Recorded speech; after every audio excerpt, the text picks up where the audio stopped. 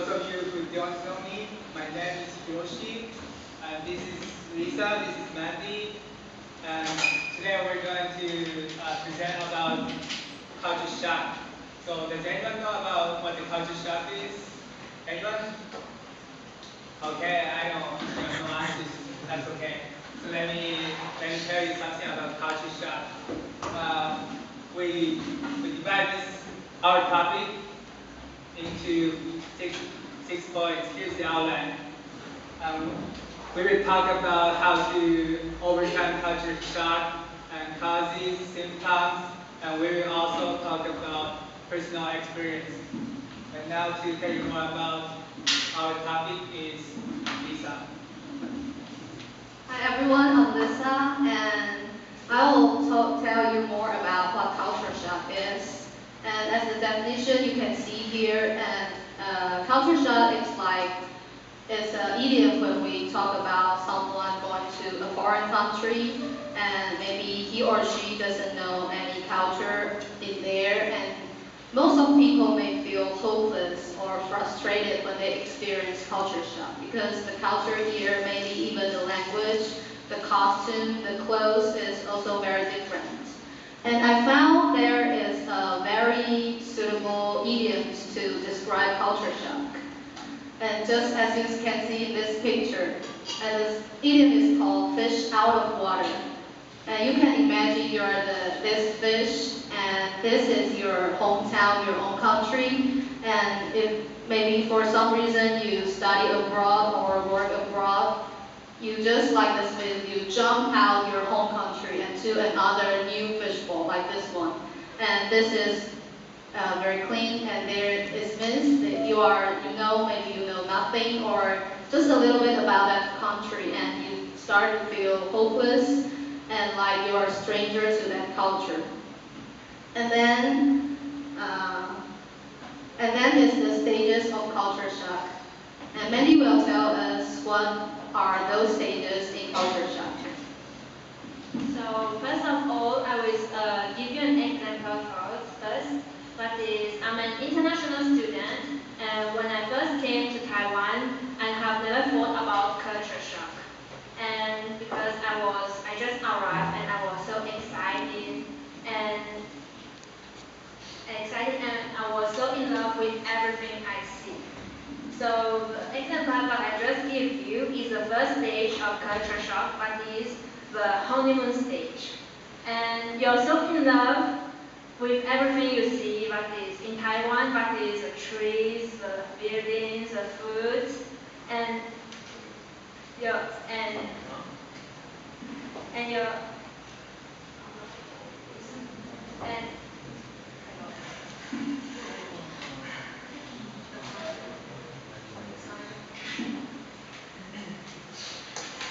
uh, you're so in love. And, and next page, please. So you see, Happy 101. This is very beautiful, exciting, and romantic. And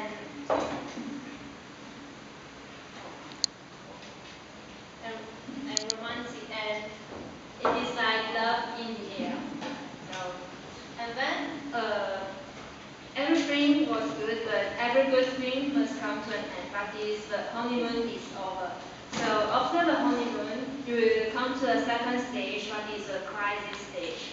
You will be no more in love, and all the difficulties will start to come. That is, you will start to hate this thing or that thing, or you're not used to it or what, and you'll get confused, and and you have all the negative thoughts because everything you think before wasn't the same thing. So, however, time after time, you start to recover. And during your recovery, this is another stage called the adjustment stage.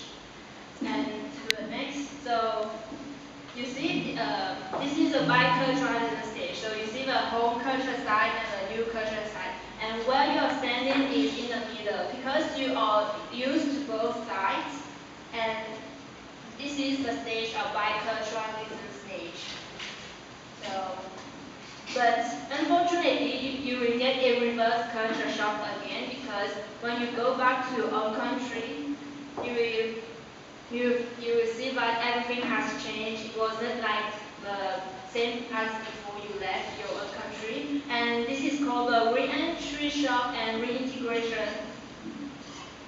Yeah. So here are the 5 stages of culture shock. That is the honeymoon stage, the crisis, the adjustment, the biculturalism, and the re-entry shock and reintegration shock.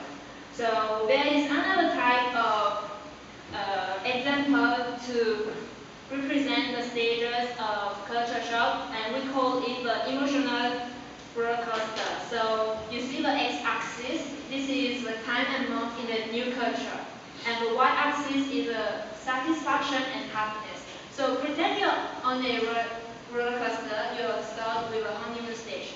You're very excited, and when you go down, you say, "Yay! I'm so excited!"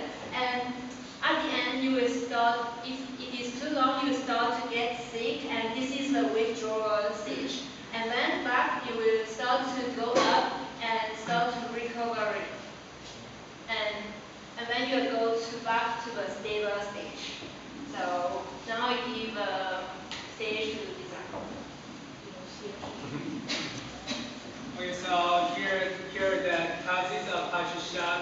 I will tell you about food, languages, greetings, some other else. And now, look at this picture. This dish is called fugu. Fugu is one Japanese food that contains enough poison to kill 30 people. But surprisingly, Japanese people eat this dish because we have skillful chefs. They must undergo years of training, and this dish is served in a stew or grill or sashimi. And any tiny mistakes could make people die. And now please look at this picture. In some areas of the USA, this is still found on the menu. Now, Mr. Barry, do you have any idea what this is? I mean, the ingredient. Can't see the picture very clearly. Okay. I can't tell. Okay, so Is it pancake? I can't tell what no, that this is sandwich. is. It's a sandwich. Like a hamburger. Can I put it on the computer?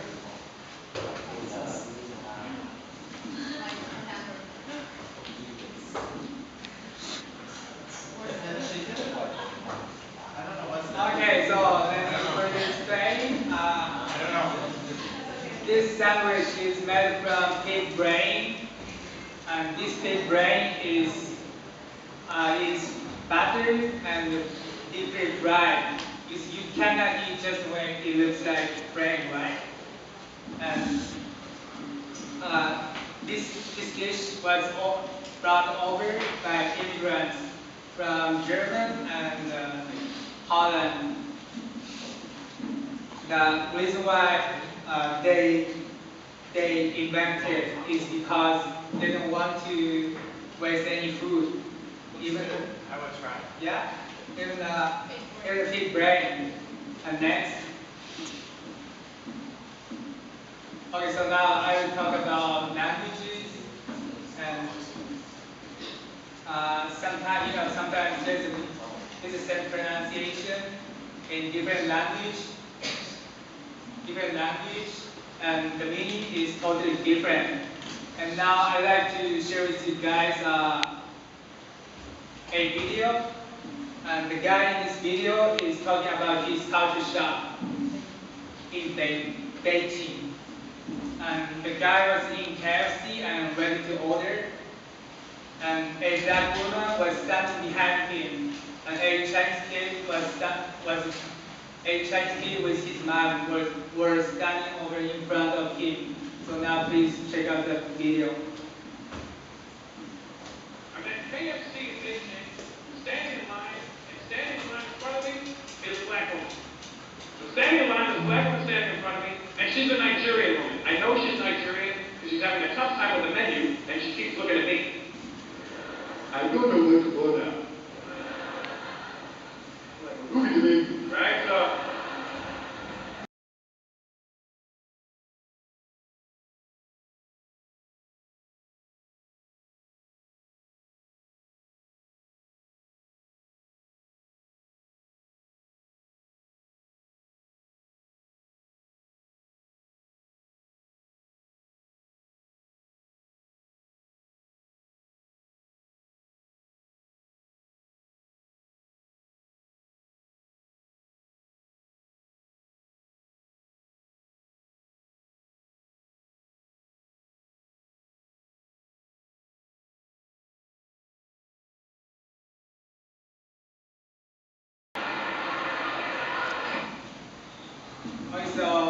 you guys understand?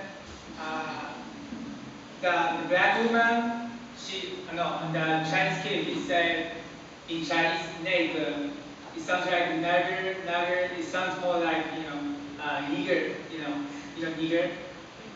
We cannot say nigger, right, in front of black people, so. You shouldn't say anytime. Yeah. That's it for Yeah. black people. And so, yeah, all I want to tell you guys is, please do not say nigger in front of black people.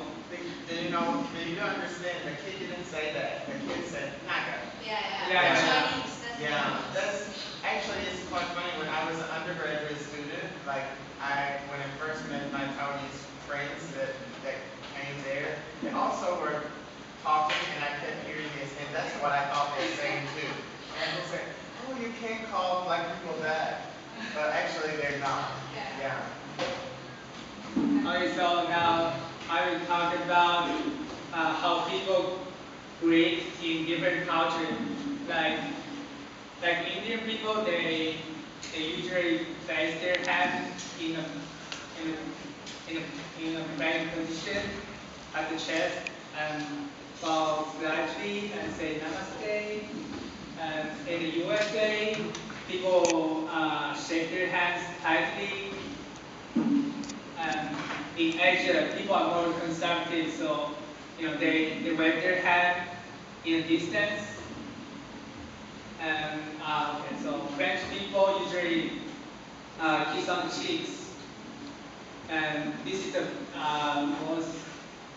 most shocking way of greeting in Russia. Kissing on the cheeks is to greet.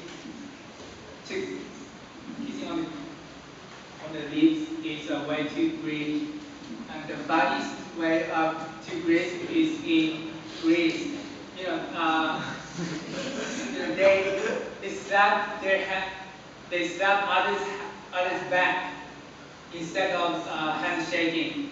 And this guy he's Tibet, and Tibet people show their thumb to say hello. Okay, so now Andy will take over. So clovers is also a cause of causes of culture shock. And for example, in India, so the women usually wear sari instead of modern clothes, even we are in the 21st century. But there is one funny thing about and shocking thing about the Indian is about the Indian guy. So when they take bath, they like to use a towel and put it on their waist to cover their private parts. And the most shocking thing is about when they are walking on the street, they wear like this. So if you would be more shocked if a towel dropped down. And relax, we are professional in it, so don't need to worry it will drop down. And now here is another thing about causes of culture shock. That is custom. This is the most cruel and shocking custom what I've ever seen in my life. And this kind of custom is called whaling in Denmark. So people, the adolescents believe that if they kill the whales and dolphin, which means they can enter the adulthood world. And about 70,000 of whales and dolphins are killed because of this custom. And this is very cruel. So next is the festivals. So festivals is also shocking. So like this picture, this is a Hindu festival called Kaveri, and it is celebrated by the Tamil community. So they believe that piercing their mouth, their tongue, and their whole body means they can have blessing from their own gods. And this is very shocking for us because they have to pierce their own body. So next and the last one is religion. So I have taken example of a Muslim community. So the Muslim girls cover their faces, and this is called hijabs. So they wear hijabs to protect themselves because it is sinful for a man to look at their faces and think about evil thoughts. And some girls think that wearing a hijab means modesty. But I have seen a very shocking thing when I was in Mauritius. This is my experience. When I was in a Chinese restaurant, I saw a Muslim girl eating noodles. And what happened is they can't take off their hijabs. So what very shocks me is that the way they eat the noodles. But is they pull out the hijabs and eat the noodles like this, or hide it under the hijabs. So this is very shocking for me because they can't even take it off. So this is all about the causes of culture shock, and now you need to Lisa. Hi, and how do you know you're experiencing a culture shock? And here you can see here are some symptoms that maybe can tell you or help you to know you're experiencing a culture shock. And the first is loneliness and melancholy. Loneliness, of course, you may feel lonely when you are alone in a foreign country. And melancholy means you're depressed because maybe you don't know anything about that culture. And then you will start to think who you really are. You are lost of your identity because it's a whole different new environment, and you maybe start missing who you are in your own country. And you may feel unconfident, and you start being shy and embarrassed to talk to other people in that country. And maybe sometimes when you're experiencing culture shock, and you may even crying or miss your mommy in the middle of the night. And then if you're going to work or going to study abroad, maybe you will feel unwilling to interact with others because you don't like the culture and you're feeling like culture is very shock to you. At last, you may feeling depressed and powerless. You don't have the power to do anything. Maybe you just want to stay home until the time you can go back to your home country. And the worst thing is you may suffer from some pains and acts because these psychological problems, and which will lead to your physical problems, like you may get some illness because this psychological problems. And And now we are going to share some ideas about our experience in culture shock. And since we are from 3 different countries, and I'm Taiwanese, and Mandy is from Mauritius, and Hiroshi is from Japan. And now I'm going to talk to you about my culture shock, but it's not about I'm going abroad. It's just in Taiwan because I'm from Taichung and now studying in Taipei. And I think it's very shocked that even in this small island in Taiwan, there is a little bit cultural difference. And when I was crossing the street in Taipei, and I think it's a very good way that the drivers will stop and let the passengers go through the crosswalk first, and they will wait it. But which is very different from Taichung, that when I cross the street in Taichung, I must walk faster or even run across the street because I'm afraid that driver may just run after and just cross the street, and no matter who you are there. And I think it's a very good way when I'm in Taipei because we can just walk away. We always walk away. We don't have to walk too fast or just run through. You can talk to your friends like usual and just cross the street. And Mandy will tell us what he feels culture shock when she first come to Taiwan. So when I first came to Taiwan, I was very excited, and it was the first time that I take a bus, and I was going to Ximending. And what really shocks me is that I was standing beside the bus door, and what really shocks me is that I thought the door will open outwards, but in fact it opens inwards. So I was stuck between the door and the door behind me. And I was so embarrassed, and there was people in the bus, and because I have Asian face, people will think that what is this Taiwanese girl doing? So to cover my embarrassment, I take out my phone and pretend to call someone else and speak in a foreign language so that people will understand that I'm not local people. And if you come to Mauritius, I suggest you never take taxi because taking taxi in Mauritius is different from Taiwan. Like Taiwan, if you hire a taxi, it means the whole taxi is yours and the driver will take you to your destination. But in Mauritius, every taxi has a destination, so you can't change it like you want to go elsewhere. So when you hire a taxi, go in, and it is not like in Taiwan, the whole taxi is yours.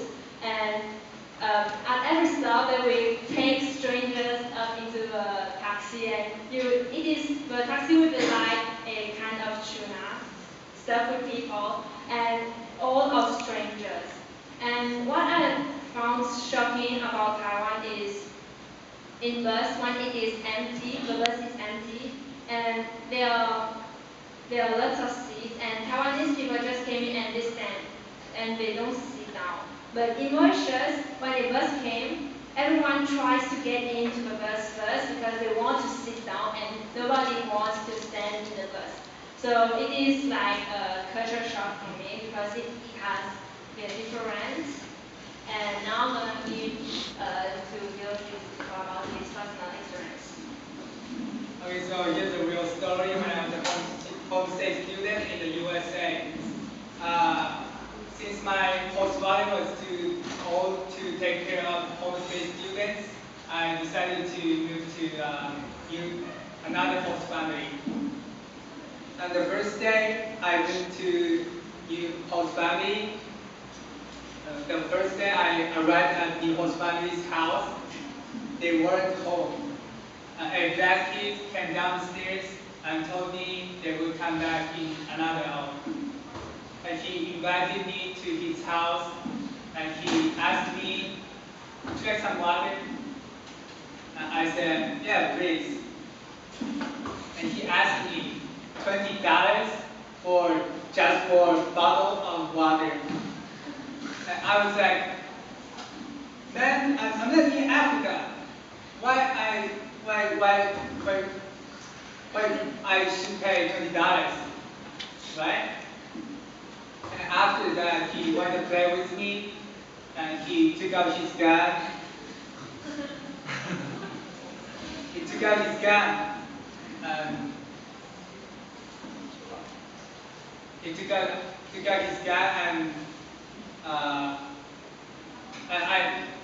out his toy gun. He took out his toy gun. I thought it was a real gun. I said, whoa. I didn't pay $20 just for a bottle of water, so please don't shoot me. And he was like, "Man, this is not a real gun, so I can shoot you, right?" He told me, and somehow I let him shoot me. And he was so happy, and a few minutes later, he suddenly went outside and shouted, "Hey John, I got the Japanese people. He let me shoot him. Why don't you come join me?" I was so scared, And they started shooting me, So what I want to tell you guys is, I just showed you guys a video, right? I told you guys, please do not say nigger in front of black people. Don't ever say it. Yeah, I know, yeah. But in this case, you have to say nigger. That's how you protect yourself, right? You can't protect yourself. Right? So yeah, thank you. So this is my experience. Alright, so now Lisa will take over. Okay, and we talk about causes, and we talk about some symptoms and stages when you experiencing culture shock. And the point is there are some good culture shock and some bad culture shock. And if there are some bad culture shock, what would you do to overcome it? And I have searched some information, and I think when in the future, if you're going abroad for work or study, whatever, and I think these tips can help you to overcome culture shock experience. And first, you can keep an open mind and to accept different culture because there's a lot of different language, different people, and yeah, of course, different culture. So you have to learn how to accept different culture. And then I think it's a very good way to get to know people there. Because if you make a friends and the friends may told you some information about their culture and it's more it's easier to accept their culture because you know the reason why they do this or the reason why they think of this. And if you're going to a country they don't speak English or the Chinese other language you know, and I think it's better to learn at least a little bit because it's easier to communicate with the people there and they will think as this you try to know their culture and they will be more willing to talk to you. And then just travel around that country and just think you are a tourist there. And you can ask your friends there to show you around the city or show you around some famous attraction in that city or in that country. And I think the most important is that you don't forget to maintain contact with friends and family in your own country. Maybe you can call them as this once a month and just to talk to them what you're doing these days, and they will happy to hear what you're doing in that foreign country. And sense of humor, why that sense of humor is related to culture shock. And I think just don't take it too seriously. Because if you take it too seriously, it's very hard to overcome culture shock. And just take it more easy to just have some sense of humor. Maybe when sometimes you say a word and that is wrong in that language, you can just laugh. And the people there may just laugh with you and they will tell you the true meaning of that words. And at the end of this presentation, Hiroshi will tell us how to do with culture shock. Okay, so when you roam, you as a Roman student, the idioms means no matter how you feel frustrated or fatigued in a foreign country, you should try to follow their customs and practices. It will be easier to adapt new environment. Okay, so thanks for your attention. And I hope you guys, when you guys go to foreign country, remember one thing when you roam, you as a Romans do, then you can overcome culture shock. Thank you.